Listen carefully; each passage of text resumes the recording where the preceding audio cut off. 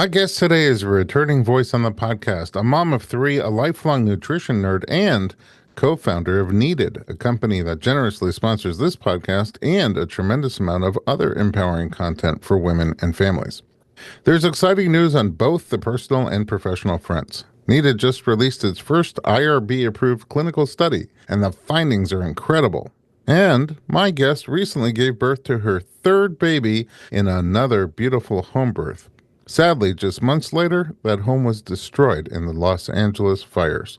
I'm pregnancy-focused chiropractor Dr. Elliot Berlin, and you're listening to the Informed Pregnancy Podcast.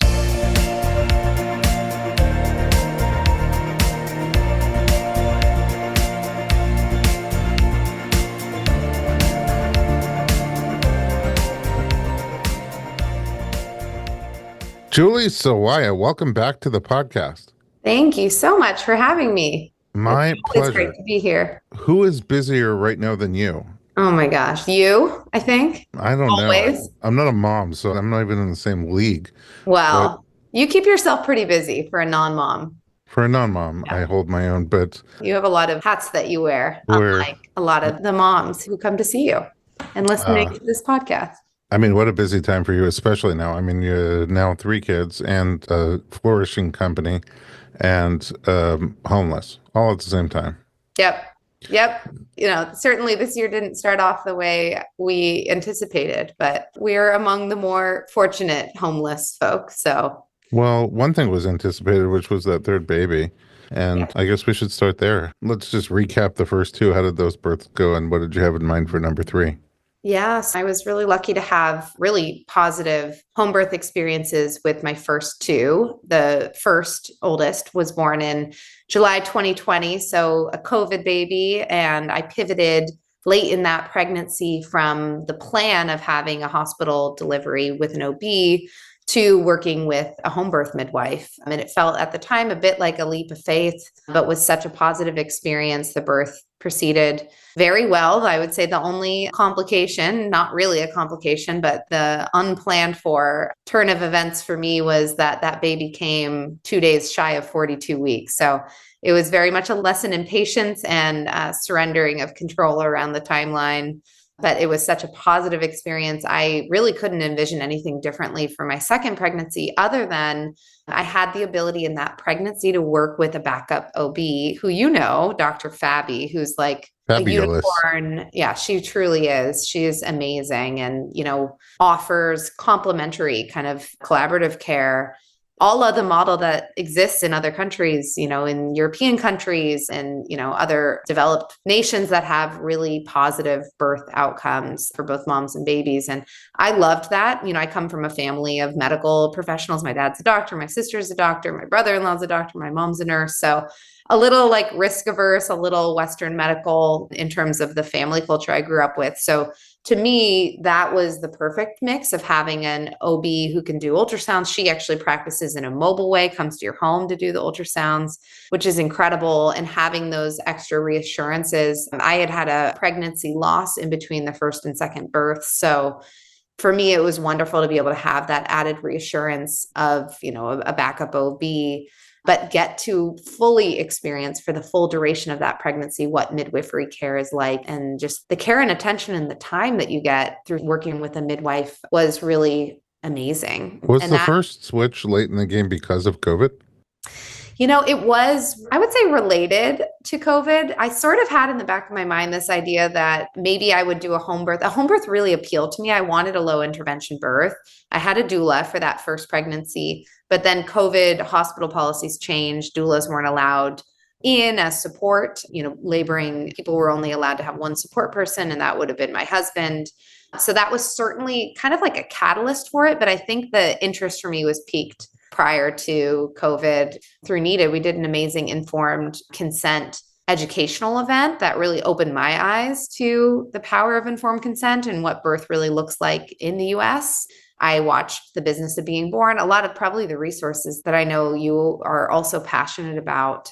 So I think my eyes were opened a bit, but I think COVID was the nudge of like, you know, I don't know that it's safer now to birth in a hospital, or I don't have higher conviction that I'm going to have the birth that I want to have in a hospital versus trying it at home. So I'm really glad that I did that. At the time, as I said, it felt like a leap of faith, but through more research and now having had the experience 3 times over, I really feel like it can be a very safe, a really positive choice for women, but you need to go into it with the right research and the right support. It's kind of amazing. First of all, this is not a sponsored podcast episode, even though I couldn't do it without sponsors like you guys.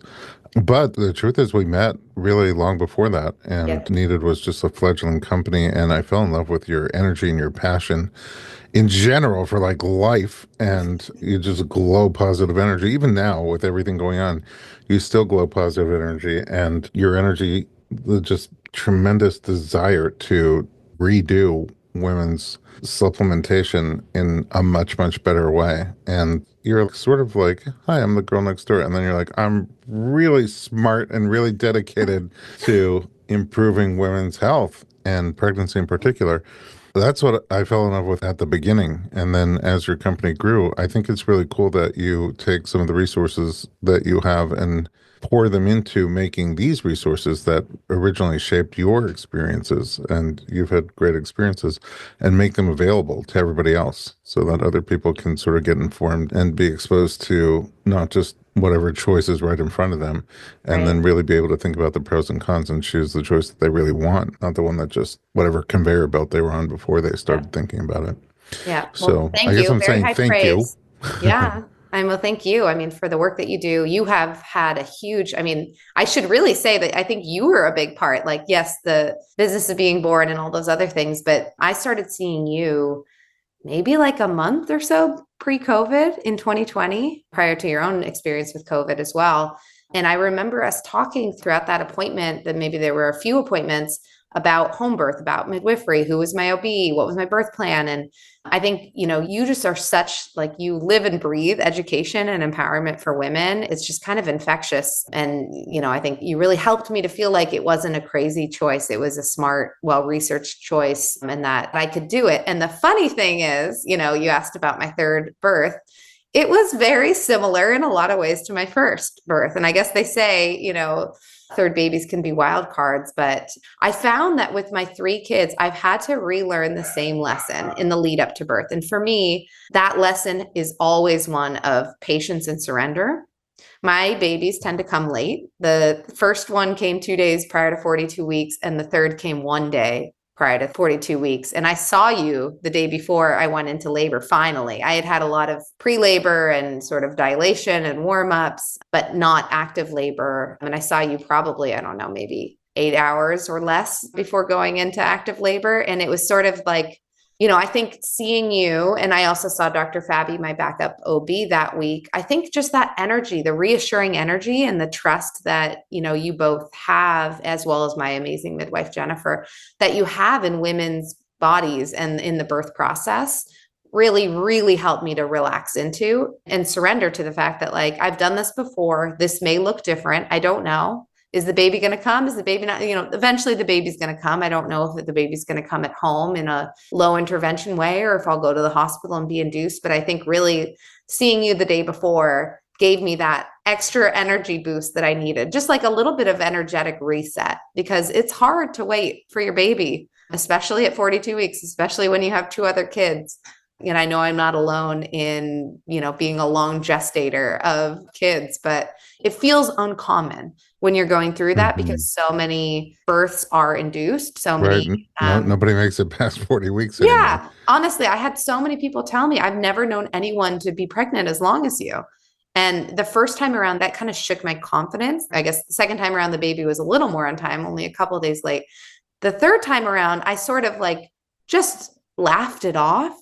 But sometimes it would get to me. I think it's hard to be relaxed and chill about it all the time, Especially even if like you know because that it's normal, it's still real. Some days it's just, you got to take it a day at a time. in California, you kind of time out of being able to have the baby at home. Although I guess if you have a doctor who's willing to step in, the Yeah. scope of practice for midwifery doesn't matter as Yeah. much. And But she was, and I think I had some more time. And, dates are kind of like a funny thing. There's probably a window whereby, who knows exactly what the right due date was. I had a little bit more time, but I was feeling the pressure and literally, yeah, literally. The long and the short of it was that this was my only birth where castor oil didn't work for me. I took castor oil with my first and my second, and they were both born. In the first case, I don't actually know that castor oil was what started labor, but my labor started about 8 hours later, and it was a pretty quick birth. Start to finish was about 7 hours. My second, I'm pretty sure it was the castor oil. I took castor oil, and within an hour, I was in active labor. And Wow. she was born 4 hours after I took my 1 to 2 tablespoons of castor oil. So certainly, I just thought that that would work for me the third time around, and it didn't. It did not work. I mean, I had contractions, but it didn't progress to active labor. And in retrospect, I'm so glad it didn't, because I then fully for the first time, and, probably for the last time, surrendered completely into trusting that it was going to happen, and that it was going to happen on the baby's timing, not my timing. And the interesting thing about that birth experience is that it was by far my most positive birth experience. It was the slowest of the births. I woke up at 11:30 p.m. after going to bed at 8 p.m. the night before with mild contractions, but that had been happening for a few days. So I sort of ignored it. I even took a Benadryl at like 5 a.m, being like, I'm just going to go back to sleep. Like, this is just going to be like it was the day before. And then it wasn't, and it progressed. But the whole time, even to the point of pushing and the baby being born, the whole time I felt that I could do it. I didn't have a moment of wavering from that trust and that feeling of like, I've got this. And with my first two, maybe it was related to the castor oil or just the intensity of birth, I felt underwater for a lot of the births. I did not feel like, oh, I've got this. I felt like, when is this going to end? And it was just really cool. I mean, I wish everyone would be able to have that empowering of a birth. The feeling of like, all the way through this, that I've got this, was awesome. And I really have drawn on that experience recently with everything that has happened since that baby's been born. Just that feeling of like, we can do hard things and still be okay. That's amazing. That's really beautiful. And it's kind of cool that your body made you wait Yeah. There's a lot there. to learn from the birthing experience. A lot of, some people say A lot of how life you birth lessons. is how you live life. And Yeah. I feel like it's changed me. It's changed who I am as for the better, and so, motherhood will change you one way or another. But for me, it's very much been that like, training ground for the next stage of motherhood for me. Were your other kids at the birth? They were not. The baby was born at 8:39, I believe, something like that in the morning. So they had just gone off to school. They were there kind of in the house up until the end, but our nanny was able to make it over in time. And I didn't know in advance if I would want my older daughter to be there. I kind of thought that I would, but then once I was in the birthing experience, I felt pretty clear that like, I want to stay in the zone. I actually had headphones on this whole time for this most recent birth, listening to music. And that really helped me to just stay super focused on each breath, kind of getting through each contraction in a way that felt really productive. In water? In water, yeah. All 3 babies were born in water. Yeah. Like, water for me is really calming. I'm a bath person for sure. I mean, I'm telling you, I was at the point of surrender at the end of this pregnancy where I was like, give me Pitocin. Like, I'm ready for whatever needs to happen. Sign me up, because I just want to just accept that this might not go exactly as I want it to. And I'm just so grateful that it did. It went exactly as I wanted it to. Just about 2 weeks later than I wanted it to, but that's life. That's really beautiful. For someone who loves to give, you had all 3 babies in the same house? 2 of them in the same 2 house. in So the the same house. first, we were in a rental townhouse for the first, and then we moved into our house in the Palisades when my oldest turned 1. So the same month that she turned 1, we moved into that house. So I was in that house for my miscarriage. I was in that house for the births of my second and third babies, and, really thought we'd be there for a long time. How long after the birth did you lose This the house? happened about 3.5 months. So Wow. it was on January 7th. We had just gotten back from a family trip the night before. So our suitcases were still half packed, which, in retrospect was probably I a guess blessing. helpful. Yeah. If anyone needs, goggles or diving stick, we were in Florida. So we had like swimsuits and goggles and, really the practical things that you want to evacuate from a fire with. But it's interesting. My husband and I both have talked about it after the fact, like the feeling, it always feels good to come home from a trip. But the feeling we had of coming home the night before and then that next morning, probably because it was right after the holidays, it was the start to a new year. It was just this like overwhelming, like, gosh, it feels good to be home. And then, within a few hours later, we were evacuating. My daughter's school is in the Palisades. I had to go get her from school. By the time I got home from getting her, there was so much traffic that there really wasn't time to think about anything other than like throw a few things in a suitcase and leave. I certainly wasn't, even though I was up close to the fire when I was getting her, I just, it's LA, we have brush fire. It's California, frankly. Like we have brush fires, and there had already been several fires in Malibu earlier this year. And I'd had friends who lived in Malibu who had evacuated and then come back, the next day or 2 days later to their homes being fine. And I just don't think anyone could have contemplated the scale, the magnitude of the destruction of both the Palisades and the Eaton fires. It's really like kind of unfathomable. I think Scale. even in retrospect, and I'm not there, I'm not far, but I'm not there. Yeah. Even in retrospect, the magnitude is insane and right, unconscionable. But to be in it when it's happening just seems terrifying, especially with little kids, including essentially a newborn. I would take a little break. When we come back, I just want to sort of get into what that was like in the moment as it's unfolding. We'll be right back.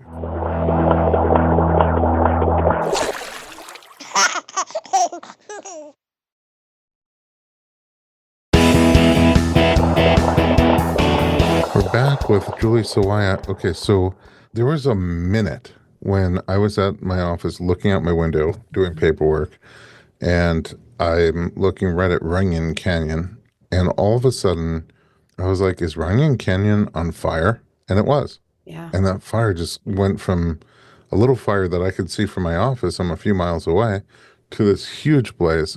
Yeah. Helicopters all of a sudden flying around. And Runyon Canyon is like maybe 2 miles north of my house.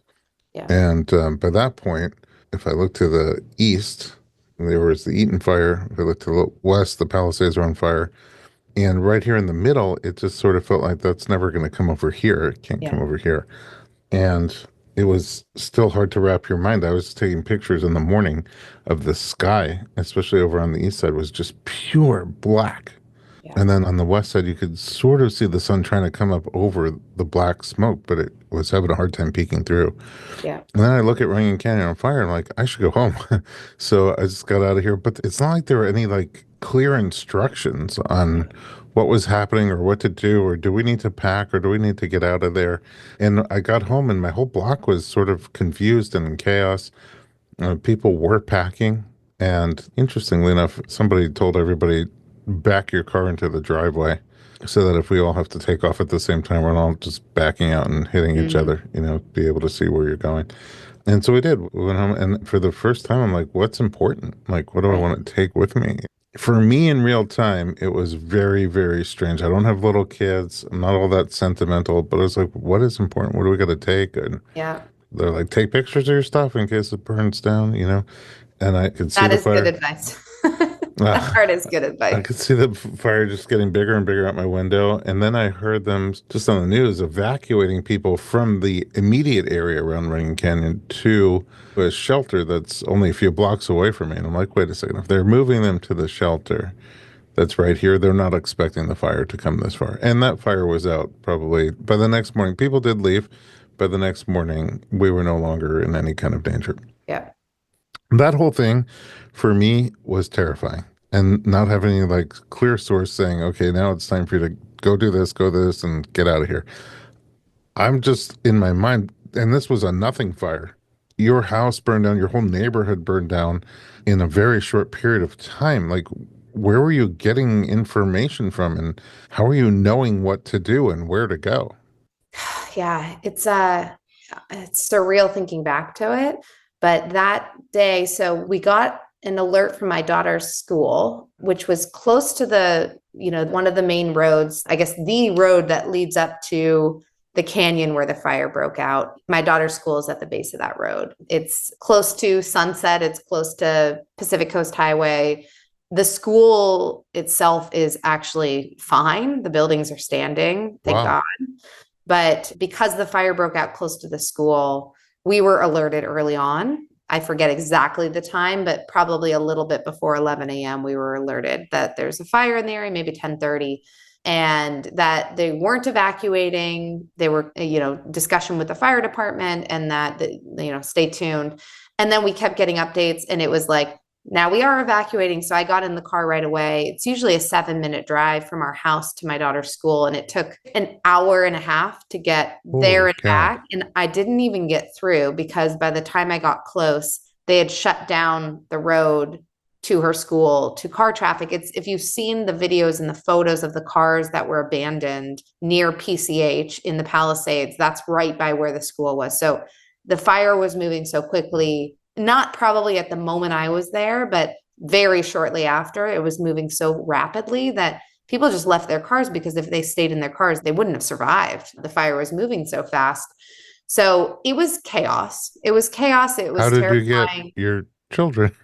So thankfully, I had a neighbor who lived 3 doors down from us get out on foot and run to the school to get his kids. And I was going to do the same, park and run. But I kind of had the thought to call one of my friends who I'd just seen that morning. Her daughter's in the same grade as my oldest. And I got through to her, and she was on the campus. And there are 2 ways to get out, because you could go down to PCH or you could take Sunset to head back into the Palisades. And she had already gotten into the school and was able to get my daughter and get out to PCH and then meet me back at our home. And meanwhile, when we were trying to figure out a plan of where do we meet up, she also lived in the Palisades. We were going to meet at her house, and then I'm driving by her house, and it's like, you're not going to be able to get here. So let's meet at our house, which is more close to the Palisades Village, kind of downtown area. It was chaos. It was 90 minutes of trying to figure out, do I keep going forward? Do I go backwards? Do I park? Do I get out on foot? What should we do? And meanwhile, the fire's just spreading across the Santa Monica Mountains. But literally still, even though I saw the flames up close and there was tons of smoke, by the time I got home, I was just so focused on the 5 of us were together, plus our nanny and our dog. We were together, like, let's get out of here. And like, my brain wasn't fully comprehending that it could reach our house. I was just so scared of getting stuck in that traffic and maybe having to get out on foot, especially with a 3.5-month-old. And I didn't want him exposed to the smoke. Terrifying. That It whole was thing. completely terrifying. Aside from the school, was there anybody giving instructions? So we did, by the time we got home, there was an official, kind of like SMS alert of an evacuation order, but it was still pretty surreal. We spent almost no time packing things up. To your point, in that moment when you're like, what should I take? It's kind of like it all is sentimental, and also like none of it matters, and of course, in retrospect, there are things I wish that I had the foresight to take, like the clothes that my sister and I wore when we were young girls and that my girls were then wearing, or I had some of my grandmother's sentimental things, like her china and a necklace of hers, a few necklaces of hers. I left the house without a purse. I didn't have my computer. I was so focused on just getting to safety. And I really didn't think we were going to lose our house. I think that's the thing to, that since then, in processing the loss, that I've really tried to be gentle with myself about, is that how could I ever have known that our house was going to be destroyed? And that not just our house, but literally everything around us. We lived in a very residential area. We did not view it as, of course, in retrospect, we lived at the intersection of the urban wildlife kind of intersection, but we lived walking distance to all the shops and restaurants in the Palisades. Like, it feels like a little town. It didn't feel in any way like a rural setting. And there's thousands of houses around us. I just never would have thought that the fire would reach that area and that they wouldn't be able to protect the neighborhood. So, I think we left our house at 1, maybe 12:30. And I'm pretty sure by the kind of camera alerts that we were getting, well, our cameras were out at that point, but we were getting calls from our alarm company about smoke and fire alerts. We probably left 5 to 6 hours before our home was destroyed. It was a shocking speed. Wow. That's really intense. Yeah. Where did you go?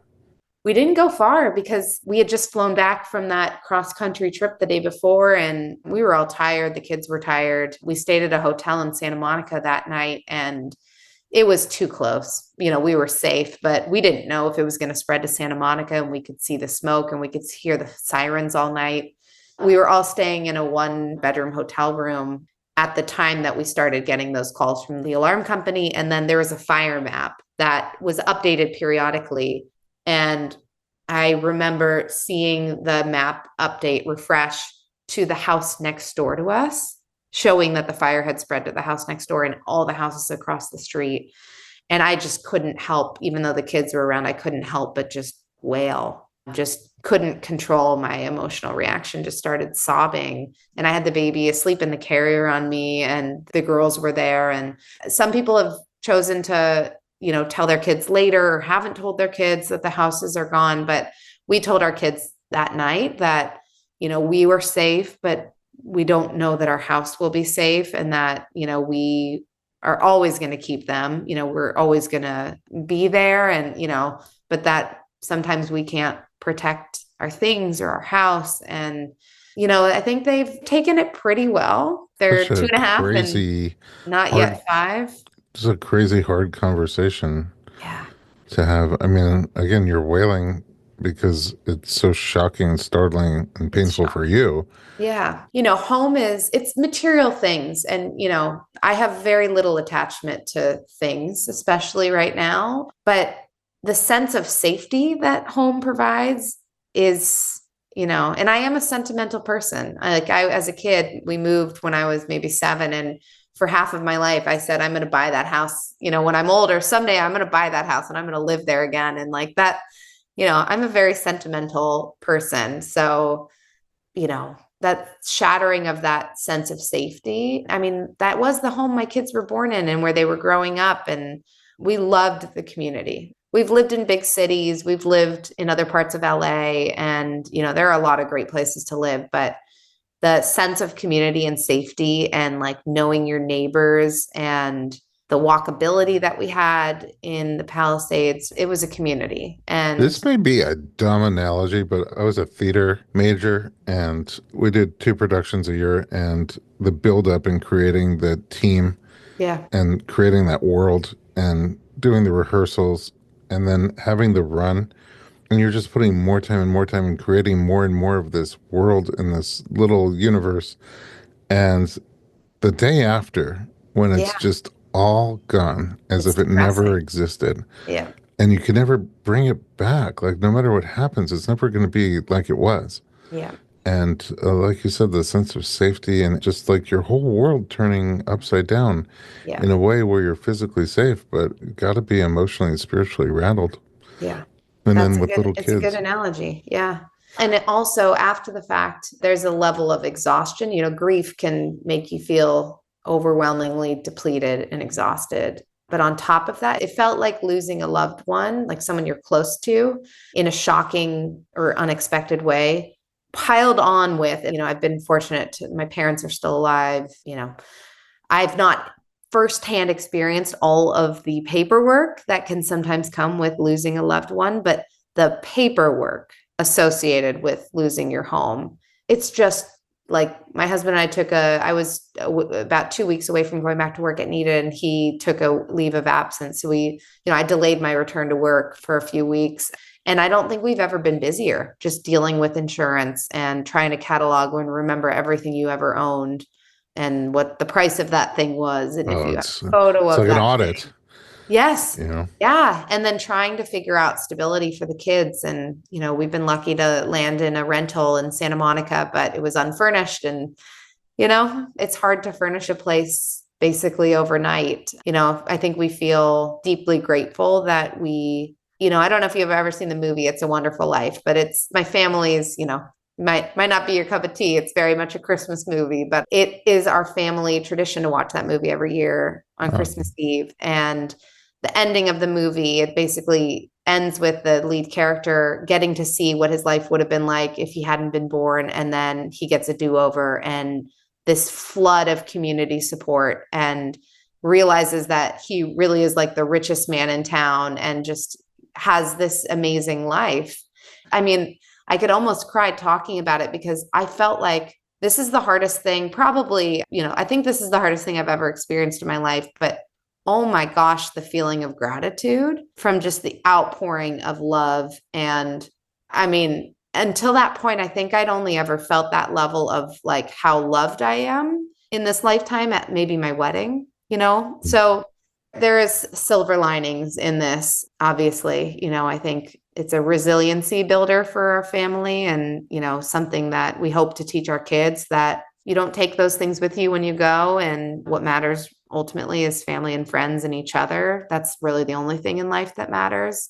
But my gosh, I mean, I was crying happy tears for a while, for the first few weeks, just with the outpouring of love and kindness coming our way. To know you is to love you. And I think anybody who gets to have you in their life in a capacity, we all feel grateful for it. And my heart was so broken for you and worried for you, really. And I remember the first time I talked to you, I think you were by your parents, and Yeah. you just sounded okay. And it made me feel a lot better inside. So you've earned all the love that was coming back at you. When it comes to the house, I have one more question. Then I want to get to this awesome IRB study. But before we get there, did you go back? Have you been back? We went back once, not right away. I'm breastfeeding and I still am concerned about the toxic exposure. It's really sad, but, the things that were there aren't really there anymore. It's debris. And we were connected through a friend of a friend of a friend to a firefighter who was on duty patrolling the Palisades in that first few days after the fire. And he was able to go with his crew to the site of our home and we had a fire safe. Those are designed for house fires, not wildfires. So not much survived, but we were able to find my grandmother's cross necklace Oh, wow. was in the safe, and they were able to retrieve it. But the damage of it and everything else that was in it, we had kind of like, we were on FaceTime when they were there. We also had a sloped property. We just knew like there's not anything recoverable there. But once we were back in LA for a few weeks, we did want to go see it with our own eyes. And it was really hard to see it in person, but I think I needed to see it to just, for it to sink in a little bit on a different level. Yeah. But I'm not there every day. I don't No, know if I will go back until the area is cleared and it's a little safer to be there and it's a little less, I've never seen a war zone up front and center, but it looks as I would imagine a war zone looks, just utterly destroyed, other than a few houses or businesses that are untouched, which is a miracle, but it's hard to see. it's its own ball of trouble because I have a patient whose house didn't burn down. Yeah. But, the insurance company is like, oh, we'll paint it. And she's like, that's not going to work. Everything inside is like an ashtray. Yeah. The night of the fire on the 7th, before we had confirmation the next morning that the house was gone, I was just sitting there praying by some miracle, maybe our house would be spared and they would stop the fire before it reached our house. Our alarm company said that the alarms were on for the fire and smoke, but then they cleared and the system was still online. So I had a little false hope that night that maybe our house would be there. And now I see from knowing others who have homes that are standing but badly smoke damaged, that actually having a total loss, even though it's hard to even like wrap your head around this, but a total loss in some ways is the better outcome. Yeah, that's what they're saying. It's more straightforward. As much paperwork and, busy work as we have, it's a lot more straightforward than having to fight your insurance. The insurance can't fight you as much if it's a total loss. The whole situation is crazy and just unimaginable. And, for me, a few months later, it feels like a story you learn about in a history book. Honestly, for me too. I can talk about it and go back to how I felt in that moment, but it almost feels like this like inevitability factor that's now settling in of like, oh yeah, this thing happened and it happened. And, now we have life after that. It's surreal in that way, but it's a historical moment for sure. Luckily, you're incredibly resilient. Must be all the collagen and omega-3s and other yummy things that you load your body with, and I do too, thanks to you. And I want to talk more about those. Let's take a little break and come back with the exciting news from Needed. Yeah.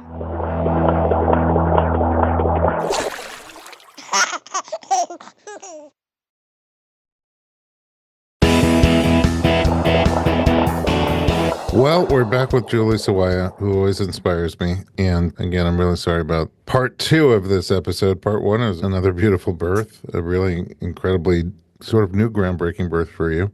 And then just a few months later, the craziness of the fires, and now still just kind of picking up the pieces there. But all the while running this growing, incredible company, Needed. And you guys just released your findings from a new IRB approved study. So let's start with, what is an IRB approved study?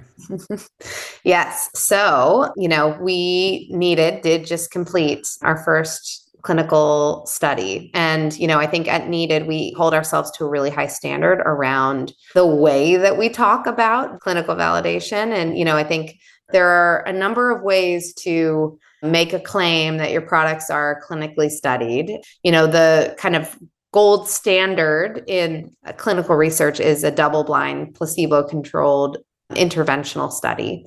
That type of a study would go through IRB, which is basically a review board that's approving that this research is safe for human subjects. And there's a whole kind of process of getting the research project approved prior to starting to conduct it.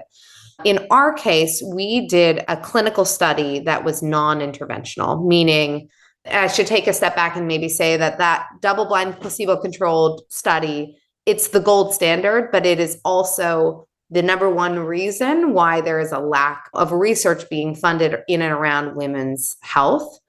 It is really, really difficult to conduct a placebo-controlled study on pregnant women because of the potential risk factors. There's never a, kind of an acceptable level of risk when it comes to the health of a baby or a health of a mom.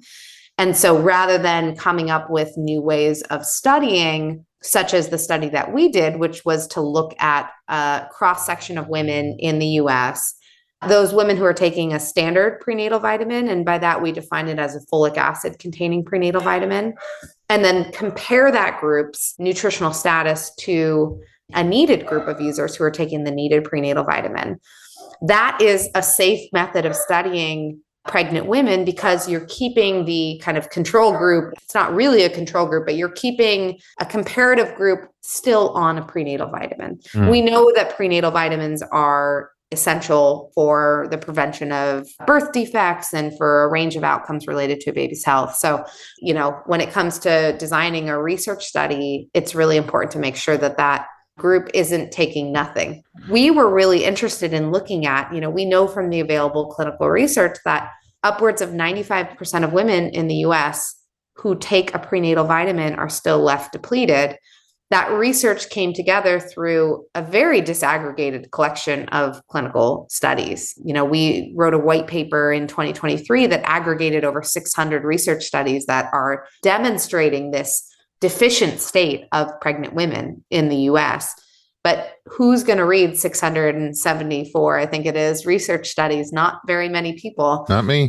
So it was really important to us to contribute to that research and to study a range of different prenatal nutrients in one study. So it's not just one study looking in an isolated way at choline deficiencies or B12 deficiencies, but it's really looking at baseline nutritional status of women in the US. And that's really how the study was designed, in a thoughtful way that looks across socioeconomic status, across race, across, geographies, but that standardizes the weeks of pregnancy where women are coming into the study, that has comparable age ranges between the two groups, the needed users and the standard prenatal vitamin group, and that as much as possible standardizes for things like, what nutrient intake are these women consuming outside of their prenatal vitamin. And what we found very much confirms what we knew to be true, that women who are taking a standard prenatal vitamin are significantly more likely to be nutrient depleted than women taking needed prenatal vitamin that's dosed at optimal levels. And we now have the research to back that up. What were the top nutrient deficiencies? So some of the key nutrients that had the biggest significant difference between groups were vitamin D, vitamin B6, riboflavin, which is a B vitamin, vitamin B12, vitamin K2, selenium, and zinc. And for some of those nutrients, only the needed group was able to achieve nutrient sufficiency, no one in, basically the vast majority of women who were in the standard prenatal vitamin group weren't able to get to nutrient sufficiency at the dosage levels that are in a standard prenatal vitamin. I think it's important. It's not like they were taking vitamin A and needed was vitamin B. They're taking whatever Same. vitamin they wanted to be taking, Yeah. a whole host of different brands of vitamins. And for these particular nutrients, none of them were able to get them to the levels except for the needed. And it's obviously not just quantity, because if you look on the label, you'll see some of the other vitamins have similar quantities to these nutrients that needed does. So how do you account for the difference? Yeah, I think when you speak about quantity, I think what you mean is the number of distinct nutrients that are in the prenatal. Needed has 26 vitamins and minerals in our flagship prenatal that we studied. There's a big difference, though, between having a nutrient on a supplement facts panel and having a meaningful quantity of that nutrient in the prenatal and having the right nutrient form that the body can best utilize. So in the case of a nutrient like vitamin D, the standard dosage of vitamin D in a prenatal last time I checked was somewhere between 400 to 800 international units. That's just the kind of standard dosage.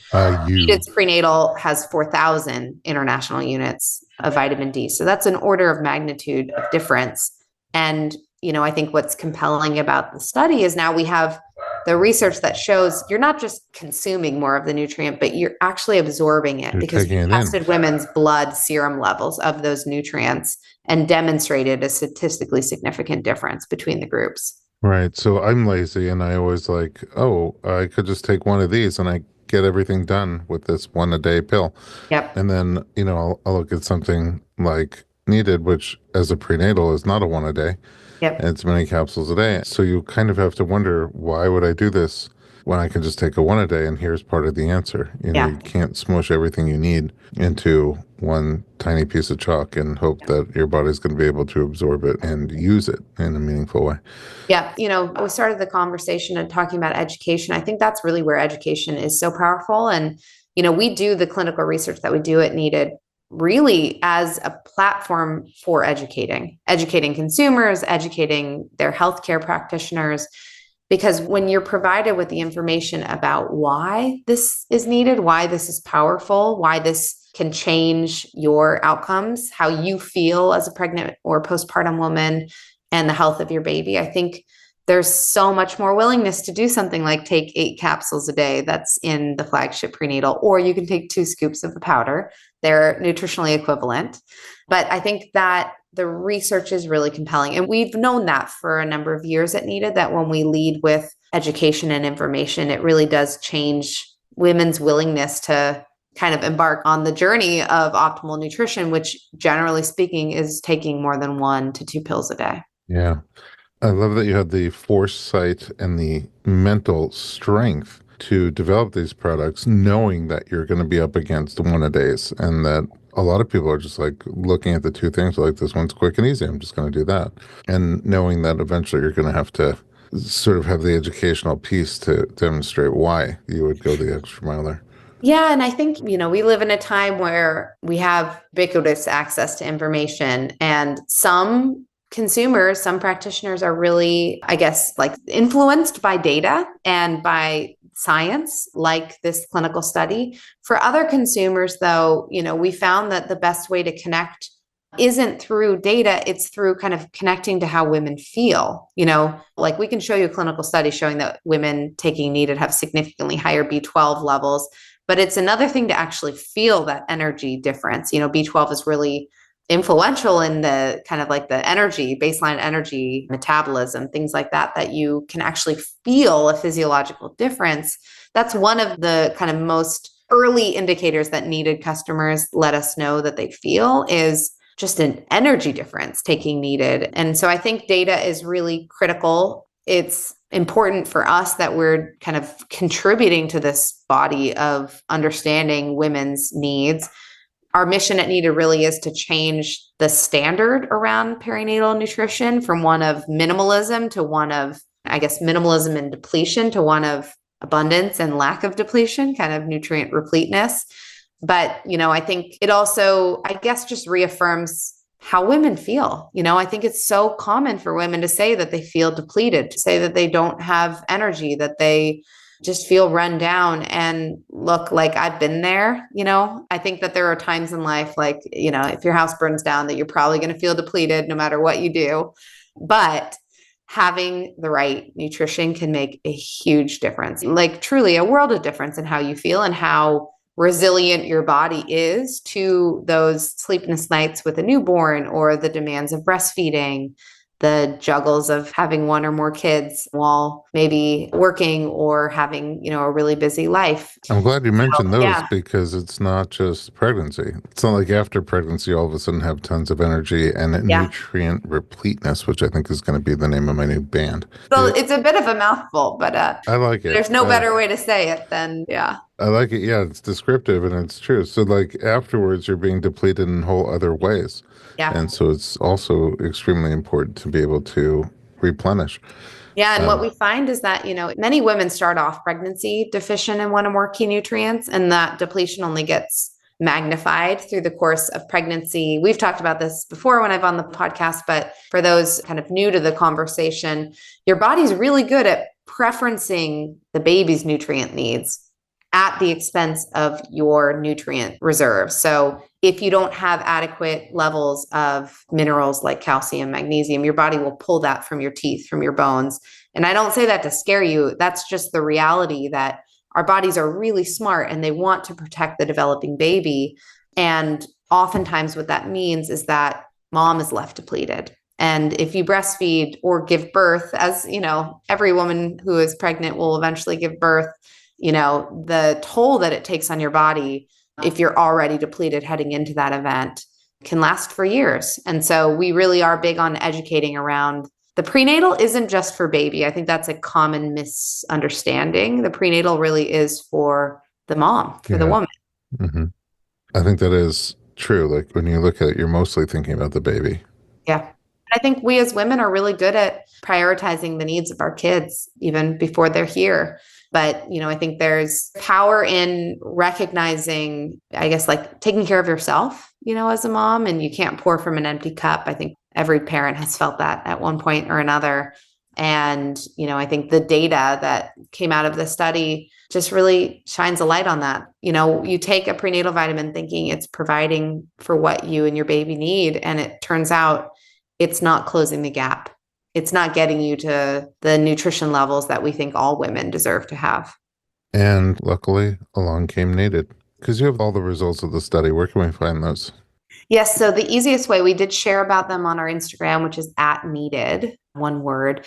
But for those who want to deep dive, the easiest place to direct you to is thisisneeded.com/thrive. And you will find there a page that has a lot of information around deficiency rates, why women are depleted, from the soil that our food is grown in to, modern stressors, modern diets.